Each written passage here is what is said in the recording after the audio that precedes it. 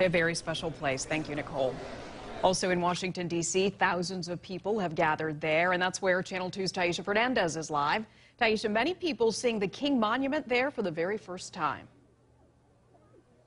Lori, what I've been hearing from people all day is that they are so happy that the King anniversary just happened to fall on spring break week because it made it possible for so many children to be out here enjoying the monument. We've seen people taking pictures of the monument, taking selfies, taking pictures with the monument in the background, and I actually saw a man kneeling in front of it crying. If you take a look at this colorful wreath right in front of the monument, that is there specifically for the MLK 50th anniversary. There are people here from all over the world.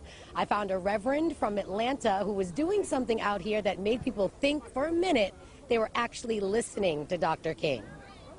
And I've seen the promised land. I may not get there with you, but I want you to know tonight that we as a people will get to the promised land. As Reverend Stephen Ferguson stood in front of the monument of Dr. Martin Luther King Jr. in Washington, D.C., he said he represented the legend the only way he knows how, by reciting Dr. King's speeches. So I'm happy tonight. I'm not worried about anything. I'm not fearing any man. Mine eyes have seen the glory of the coming of the Lord.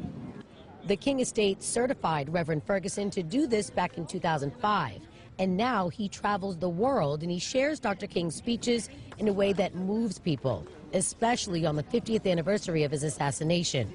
Imagine the people who were not living at that time who can hear a warm body, sounding like King. And as I continued to do it and work and really study who King was, I realized it was a calling on my life. Dozens of people took pictures in front of the monument, amazed that it's the only monument on the Washington Mall that doesn't represent a president. Dorothea Reed traveled to D.C. from Ohio and was honored to bring her granddaughter here for the anniversary. But I think it's a pivotal experience to be able to be a part of this day.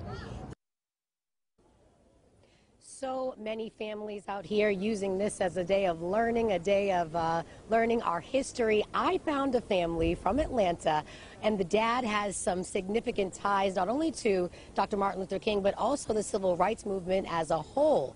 I'm putting together that story now, and we'll have a live report coming up in the next hour. We're live in Washington, D.C. on Independence Avenue. Taisha Fernandez, Channel 2 Action News.